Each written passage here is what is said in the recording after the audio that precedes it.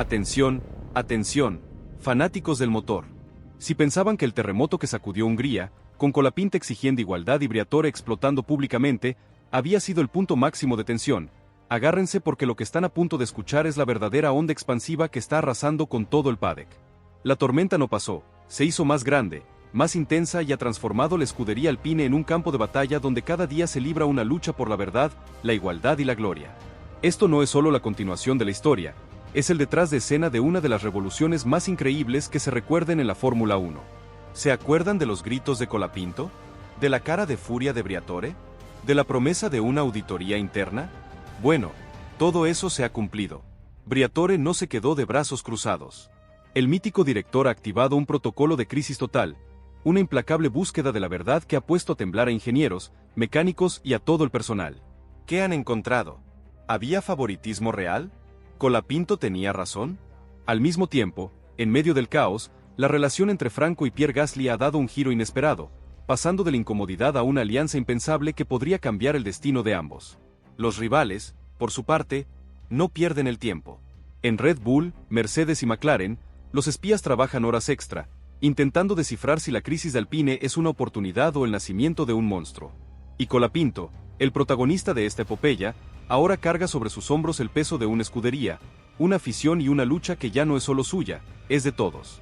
Prepárense para la parte 2 de esta saga, porque es más larga, más cruda y mucho más adictiva. Esto es mucho más que una simple noticia, es la historia de cómo una sola voz puede cambiarlo todo. El grito de Franco Colapinto en Hungría, pidiendo igualdad con Gasly, no fue un simple arrebato de frustración. Fue una explosión controlada, el detonante de una revolución que Briatore, para sorpresa de muchos, decidió respaldar con toda la fuerza de su temido carácter. La furia del italiano no era contra Colapinto, sino contra el sistema que el propio Franco denunciaba. Por eso, en el momento en que las cámaras se apagaron y el paddock se sumió en un tenso silencio, Briatore activó su plan de contingencia más agresivo, una auditoría interna que prometía no dejar títere con cabeza. Los días posteriores al Gran Premio se vivieron en la fábrica de Alpine como en un estado de sitio. La auditoría no era un simple control de calidad, era una caza de brujas, una revisión exhaustiva de cada tornillo, cada pieza y cada línea de código en los monoplazas de ambos pilotos. Briatore se paseaba por el box con su mirada incisiva, acompañado por un equipo de ingenieros y analistas independientes, exigiendo explicaciones, telemetrías comparadas y registros de cada pieza que había entrado en los garajes. La atmósfera era irrespirable. Aquellos que habían jugado con la idea del favoritismo, ahora sentían un pánico helado. Los rumores de que Gasly recibía las piezas de mejora antes que Colapinto, de que su coche tenía una puesta a punto más agresiva, de que sus ingenieros tenían más recursos, flotaban en el aire como fantasmas, pero ahora, por primera vez, alguien estaba dispuesto a sacarlos a la luz. La presión mediática, lejos de amainar, se multiplicó. El hashtag #igualdad para Franco se había vuelto un fenómeno global, un grito de guerra de una afición que se sentía identificada con la lucha del argentino. Los periodistas, que veían en esta historia un culebrón digno de una serie, no dejaban de presionar. Los titulares eran implacables. Briatore, contra las cuerdas, Colapinto expone la verdad, Alpine, al borde del colapso. Pero Briatore, con su sangre fría de veterano, usó esa presión a su favor. En lugar de esconderse, prometió transparencia total. Dijo que los resultados de la auditoría se harían públicos. No porque se le exigieran, sino porque era la única manera de limpiar la imagen de Alpine y demostrar que la nueva era sería, por encima de todo, justa. Mientras la auditoría avanzaba, en el box de Alpine se vivía un cambio sísmico. La relación entre Franco Colapinto y Pierre Gasly, que había sido tensa y distante, se transformó de manera inesperada. Gasly, al principio incómodo por verse en el centro de la polémica, empezó a ver la situación desde otra perspectiva. Entendió que la lucha de Franco no era contra él, sino por él. La demanda de igualdad de Colapinto garantizaba que, a partir de ahora, ambos tendrían el mismo trato, las mismas oportunidades, las mismas herramientas para competir. La rivalidad interna, lejos de fracturarse, se estaba volviendo una sana competencia, un motor de progreso. Los dos pilotos, en lugar de mirarse de reojo, empezaron a colaborar. En las reuniones técnicas, Franco ya no era el piloto que solo escuchaba. Ahora, su voz tenía peso, su opinión era valiosa. Junto a Gasly, empezaron a compartir telemetría, a analizar el comportamiento de ambos monoplazas, a señalar los puntos débiles y a trabajar en equipo para encontrar soluciones. Era una alianza impensable, nacida de una crisis, pero que prometía llevar a Alpine a otro nivel. Los ingenieros, que al principio temblaban ante la figura de Briatore, se sintieron legitimados para hablar. Los murmullos de los pasillos se convirtieron en sugerencias valientes. La cultura del miedo fue reemplazada por la del debate, la transparencia y el trabajo en equipo. El nuevo Alpine estaba tomando forma, y el arquitecto de esa nueva era, inesperadamente, no era Briatore, sino el joven piloto argentino que se había atrevido a alzar la voz. Y si la revolución de Alpine era un sismo, su onda expansiva llegó a cada rincón del paddock, poniendo a los rivales en alerta roja. En Red Bull, los analistas y los espías trabajaban sin descanso, intentando descifrar si la crisis de Alpine era una debilidad o un golpe de genio. ¿Se estaba autodestruyendo el equipo francés, o estaban construyendo las bases de una estructura imbatible? Los jefes de equipo de la escudería de la bebida energética miraban con recelo la figura de Colapinto. Su valentía, su conexión con el público, su carisma, era una amenaza real.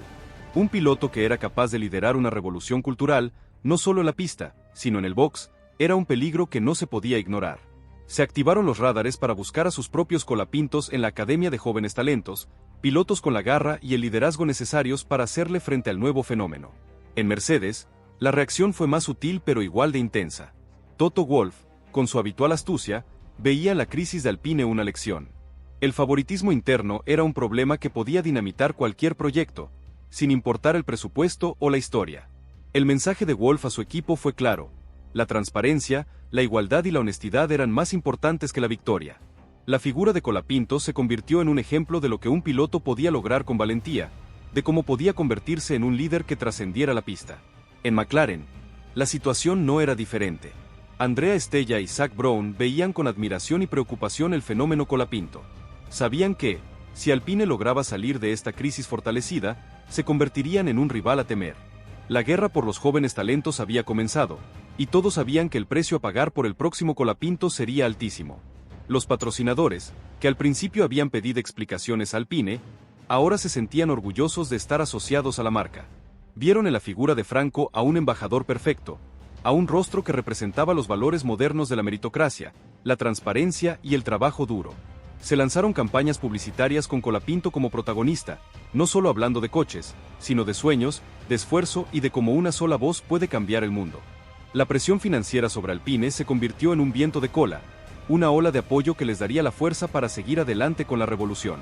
Pero en el corazón de todo este huracán, estaba Franco. El joven argentino, con la humildad que siempre lo caracterizó, sentía el peso de la responsabilidad sobre sus hombros.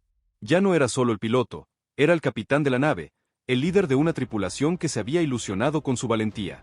Las horas de trabajo se multiplicaron, las sesiones en el simulador se volvieron más intensas. Su relación con los ingenieros, los mecánicos, el staff, se volvió más cercana, más familiar. La admiración por él ya no era solo por su talento en la pista, sino por su humanidad, su capacidad para escuchar, para empatizar, para ser el faro que guiaba a todos en la oscuridad. La auditoría de Briatore finalmente llegó a su fin, y lo que encontraron fue explosivo. La verdad era más compleja de lo que parecía. No había una conspiración o un favoritismo sistemático, pero sí existían diferencias sutiles, detalles que en un deporte de milésimas de segundo podían marcar la diferencia. Algunas piezas de mejora llegaban al box de Gasly antes que al de Colapinto. Los recursos de los ingenieros no estaban distribuidos equitativamente. La comunicación interna era un caos. La auditoría no encontró culpables, pero sí encontró un sistema disfuncional, una cultura interna que fomentaba el favoritismo, la desconfianza y la falta de transparencia. Briatore, en lugar de ocultar los resultados, decidió hacerlos públicos. En una rueda de prensa histórica, el director de Alpine asumió la responsabilidad, reconoció los errores del sistema y prometió que todo cambiaría a partir de ahora. La exigencia de Franco ha sido un regalo para Alpine, afirmó. Nos ha obligado a mirarnos al espejo y a ser el equipo que siempre debimos ser. Un equipo donde la igualdad de oportunidades no es un lema, sino una obligación. Y así, la revolución de Alpine se consolidó. Colapinto, el piloto que se atrevió a alzar la voz, se convirtió en el líder indiscutible de una nueva era. La relación con Gasly, ahora de respeto y colaboración, se volvió la imagen de una escudería que había aprendido de sus errores. El paddock, los patrocinadores y la afición, todos, observaban con una mezcla de admiración y recelo cómo un equipo en crisis se convertía en una fuerza imparable. La próxima carrera estaba a la vuelta de la esquina. El mundo entero tenía los ojos puestos en Alpine. ¿Podría esta nueva cultura de transparencia y trabajo en equipo traducirse en victorias? ¿Sería Colapinto, ¿El capitán de la tormenta, capaz de llevar a la escudería a la cima? La respuesta a esa pregunta, amigos, es el verdadero plato fuerte que todos estamos esperando. Y nosotros, con el corazón en un puño, estaremos aquí para contárselo, porque la historia apenas ha comenzado. Atención, fanáticos del motor. Si pensaron que la tormenta en Hungría había pasado, es que no han estado prestando atención, porque el estallido de Franco Colapinto no fue el final del drama, fue solo el primer acto. Lo que ha sucedido las últimas horas es un tsunami que está arrasando con todo a su paso, redefiniendo las alianzas, destrozando la fachada de equipo unido que Alpine intentaba vender y poniendo a temblar a cada director de escudería del paddock. La parte 2 de esta historia no es una simple continuación, es la cruda y brutal verdad de lo que ocurre cuando un joven piloto se atreve a desafiar al poder, y un legendario director decide que la única salida es la verdad, cueste lo que cueste. Prepárense, porque van a escuchar detalles que ningún otro medio se ha atrevido a contar. Van a saber cómo Briatore, el mítico directivo, ha puesto patas arriba la fábrica en una búsqueda implacable de la honestidad. Van a descubrir la verdad detrás de los rumores de favoritismo, y lo más importante, van a presenciar el nacimiento de un nuevo Colapinto, un líder que ya no solo corre, sino que está dispuesto a mover montañas por su gente. Esto es un terremoto, una guerra de nervios, y ustedes están en la primera fila para presenciar cada segundo. Esto no es solo una noticia, es un escándalo, una epopeya, y la estamos viviendo en tiempo real. La onda expansiva del estallido de Franco Colapinto en Hungría se sintió en cada rincón del mundo del automovilismo. La exigencia de igualdad real, no promesas, no fue un capricho, fue una declaración de guerra. Y el adversario no era Pierre Gasly, sino una cultura interna de la que el propio Franco era víctima. Briatore, en un giro tan inesperado como dramático, no se opuso. Lejos de apagar el fuego, decidió avivarlo, transformando la crisis en una oportunidad para purgar la escudería de sus demonios internos. Lo que vino después fue una de las auditorías más intensas y detalladas de la historia reciente de la Fórmula 1. El regreso a la fábrica de Alpine fue un viaje a la tensión. El ambiente era eléctrico, con una mezcla de miedo, expectación y una extraña sensación de liberación. Los días se convirtieron en un ciclo interminable de reuniones a puerta cerrada, con Briatore, el director técnico y un equipo de analistas externos revisando cada dato, cada telemetría y cada registro de componentes. La lupa se puso sobre los monoplazas, pieza por pieza. ¿Cuándo llegó la última actualización al garaje de Gasly? ¿Tenía Colapinto el mismo alerón? ¿La puesta a punto era realmente idéntica? La búsqueda de la verdad era implacable y el silencio en los pasillos de la fábrica era casi sepulcral, solo roto por el clic de los teclados y el susurro de las voces en las reuniones de urgencia. El propio Franco Colapinto, lejos de replegarse o de sentir miedo, se convirtió en el principal impulsor de esta investigación. Su actitud no era de confrontación, sino de pura exigencia profesional. Asistía a las reuniones, con la mirada firme, analizando los datos junto a los ingenieros y señalando cada diferencia, por mínima que fuera. Aquí no se trata de ganar o perder, se trata de la confianza de un equipo. Repetía a los directivos, ganándose el respeto de quienes, en silencio, habían dudado de su liderazgo. Su valentía no solo había encendido la mecha, sino que ahora era el motor de un cambio cultural profundo. El equipo de mecánicos, que hasta entonces había trabajado con la resignación de saber que las cosas no siempre eran iguales, encontró en Franco una voz. Se atrevieron a hablar, a señalar piezas que sospechaban que no llegaban al mismo tiempo a ambos garajes, a preguntar por qué algunas decisiones técnicas se tomaban sin consultarlos. Briatore, en una movida maestra, no castigó a quienes alzaban la voz, los premió. Los escuchó, los alentó a ser honestos y a señalar cualquier injusticia, dándoles el respaldo que siempre habían anhelado. El espíritu de equipo, que antes era solo un eslogan de marketing, se convirtió en una exigencia real. La igualdad, por fin, era una demanda activa y urgente, no una promesa vacía. La tensión en el paddock seguía siendo la comidilla de todos. Los analistas de televisión dedicaban horas a desgranar el conflicto, y los medios de comunicación no daban tregua. Los titulares eran explosivos. Colapinto, el piloto que le torció la mano a Briatore, Alpine, al borde del abismo por favoritismos, el efecto Colapinto, sacude los cimientos de la Fórmula 1. Pero esta presión externa, lejos de amedrentar a la escudería, la unificó. La plantilla, sintiéndose por primera vez escuchada y respaldada por un piloto que daba la cara por ellos, se unió en torno a Franco. Los memes y pancartas con el hashtag #igualdad para Franco que inundaban las redes sociales se volvieron un símbolo de orgullo, una bandera de una afición que se sentía parte de la lucha. Y la presión no solo venía de la prensa. Los patrocinadores, esas grandes marcas que financian el circo, empezaron a pedir explicaciones. La imagen de favoritismo y falta de transparencia no era algo que quisieran asociar a su marca. Las llamadas a la directiva de Alpine se multiplicaron, y Briatore tuvo que trabajar horas extras para asegurarles que el problema no era un piloto inmaduro, sino un sistema viejo que se estaba purificando. En un golpe de genio, el directivo italiano y el departamento de marketing de Alpine lanzaron una campaña en la que Franco Colapinto era el protagonista, no solo como piloto, sino como el embajador de la honestidad, la igualdad y la justicia. La lucha de Franco, de repente, se convirtió en la bandera de la marca. Los patrocinadores, viendo la ola de apoyo de los fans, no solo se calmaron, sino que redoblaron su apuesta. La valentía de Franco se tradujo en más inversión, más contratos y una imagen corporativa renovada. Mientras tanto, la relación con Pierre Gasly, el otro protagonista involuntario de esta historia, daba un giro de 180 grados. Gasly, que al principio se mostró incómodo, empezó a entender que la revolución de Franco también era para él. La demanda de igualdad garantizaba que, a partir de ahora, ambos tendrían las mismas oportunidades, las mismas herramientas para competir. La presión por demostrar que no había favoritismo los obligó a colaborar más estrechamente. En las reuniones técnicas, empezaron a compartir impresiones, a analizar el comportamiento de sus coches y a trabajar juntos para encontrar soluciones. La rivalidad interna, lejos de fracturarse, se convirtió en una sana competencia, un motor de progreso. Gasly, en un gesto de gran madurez, reconoció en privado a su entorno que el movimiento de Franco podría beneficiar a todos. Ahora todo es mucho más abierto y justo, le dijo a un amigo. El verdadero enemigo está en los problemas estructurales y no en quien lleva el mismo escudo. Este cambio de actitud fue muy valorado por el equipo, que vio en ambos pilotos a dos líderes capaces de unirse por un bien común.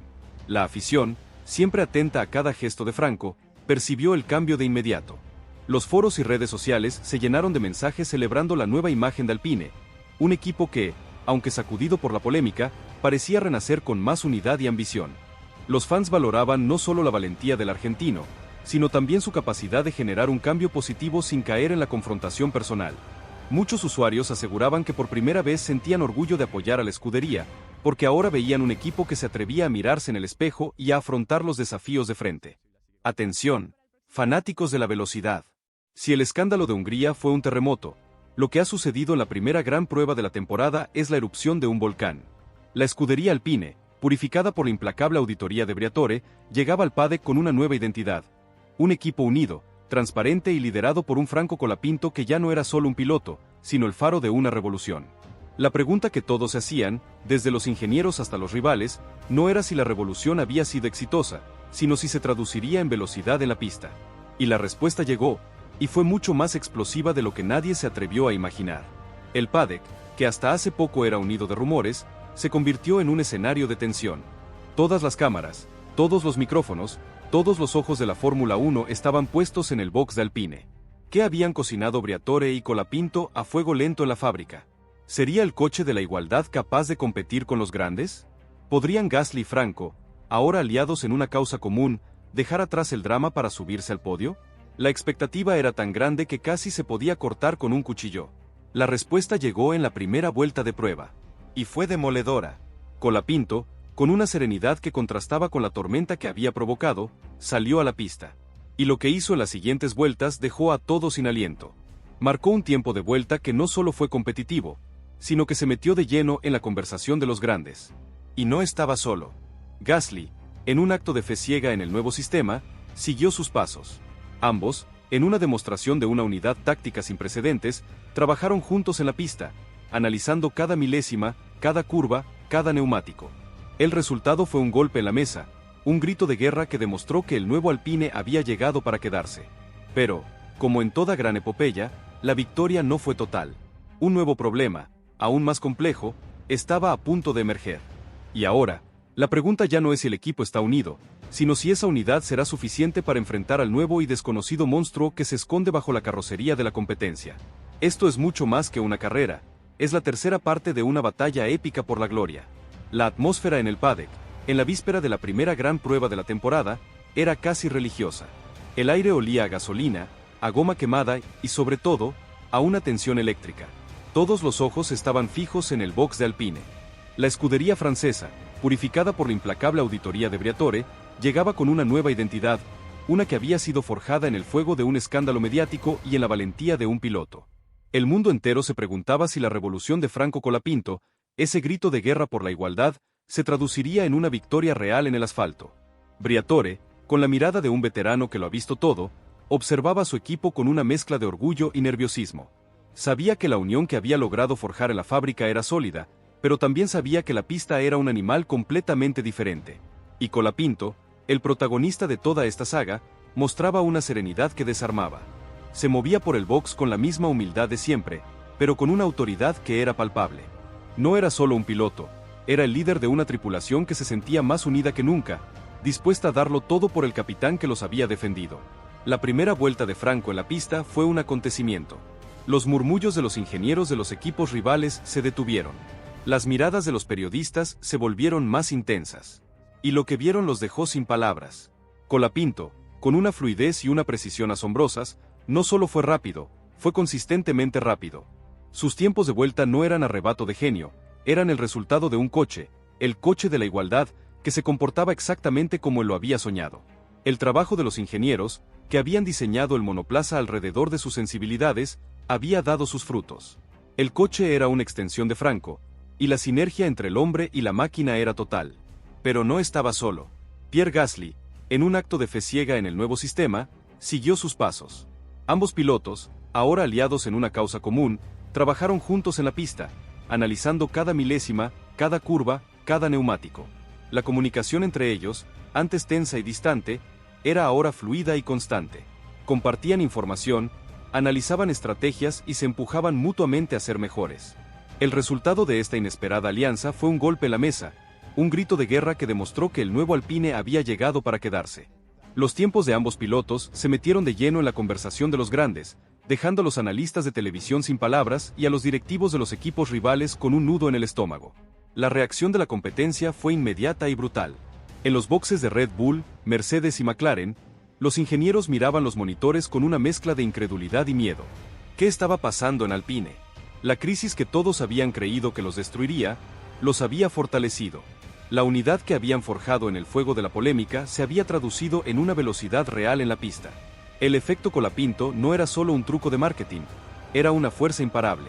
Los directores de los equipos rivales, que se habían reído de la apuesta de Briatore, ahora lo veían con respeto, con la certeza de que habían subestimado a un genio. El monstruo que tanto temían había nacido, y tenía nombre, Alpine. Pero, como en toda gran epopeya, la victoria no fue total.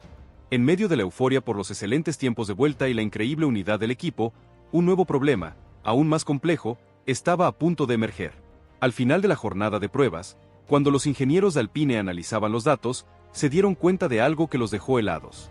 Aunque el coche de la igualdad era increíblemente rápido en las curvas y tenía una puesta a punto perfecta para los pilotos, mostraba un desgaste de neumáticos inesperadamente alto. No era un problema grave, pero era un punto débil. Un talón de Aquiles que, en una carrera real, podría ser la diferencia entre el podio y la mediocridad. El silencio en el box, que minutos antes había estado lleno de euforia, se volvió tenso. Briatore, con su mirada de veterano, lo entendió de inmediato. La batalla interna por la igualdad había sido ganada, pero la guerra por la victoria, la guerra contra la física y la ingeniería, apenas había comenzado. La unidad del equipo, la confianza de Franco, la audacia de Briatore, todo era inútil si no podían solucionar ese problema. La pista, ese juez implacable, les había dado una lección de humildad, recordándoles que en la Fórmula 1 no basta con tener al equipo unido, también hay que tener el coche perfecto.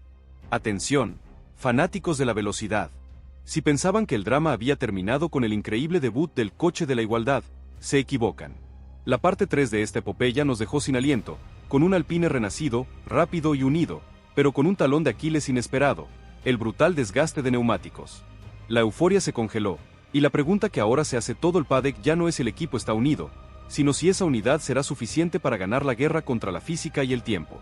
Lo que están a punto de escuchar no es solo una continuación, es la crónica de una batalla sin cuartel que se ha librado en los despachos, en las simulaciones por ordenador y en el túnel de viento. Es la historia de cómo un equipo, que había encontrado el corazón en medio del caos, ahora debe encontrar el cerebro para salvar su sueño. ¿Lograrán los ingenieros de Alpine, con Franco Colapinto y Gasly como co-creadores, encontrar la solución a un problema que podría dinamitar su temporada antes de que siquiera comience?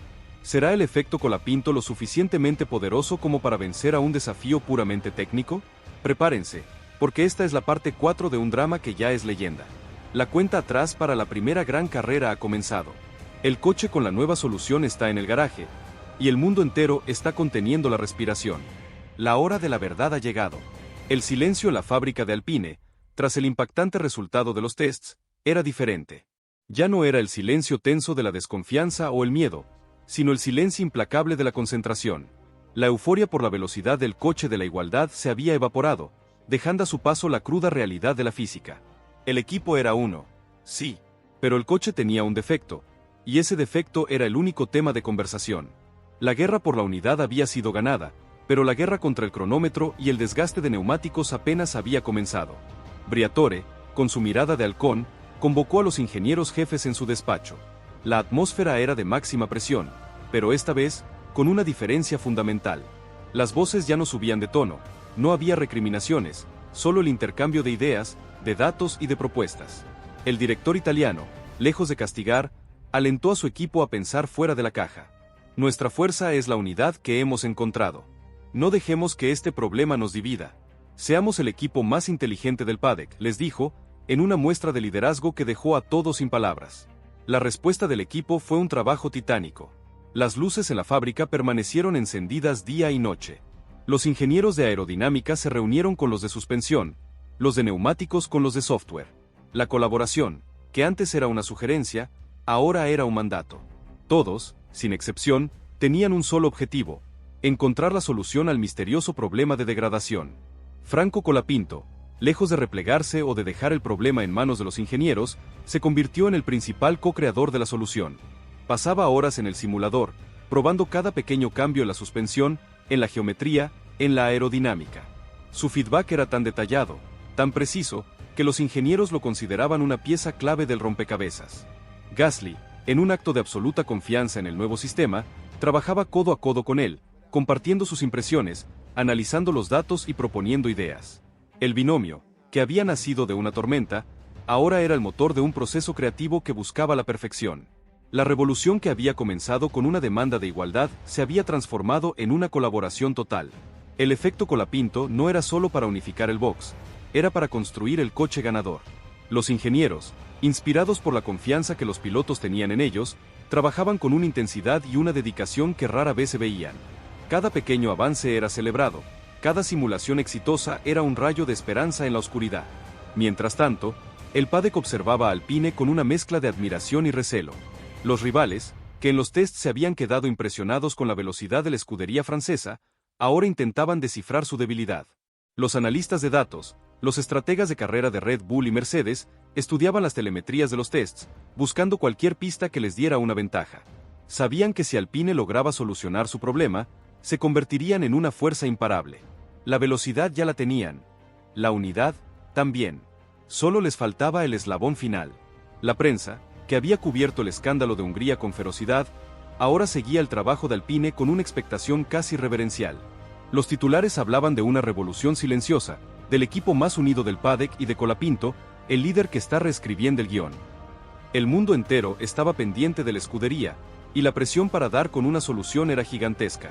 Finalmente, después de semanas de trabajo incansable, el equipo encontró una prometedora solución. No era una única pieza, sino una serie de pequeños cambios en la suspensión y en la gestión del flujo de aire, diseñados para optimizar el contacto del neumático con el asfalto. La solución era arriesgada, costosa y no se podía probar a fondo en el túnel de viento. La única forma de saber si funcionaría era en la pista, en el entorno más hostil de todos, la primera carrera de la temporada. La tensión en el box, a la espera del gran día, era palpable. Los ingenieros, aunque confiados, estaban llenos de nervios. Los mecánicos, que habían pasado semanas armando el coche con las nuevas piezas, se miraban con una mezcla de orgullo y ansiedad.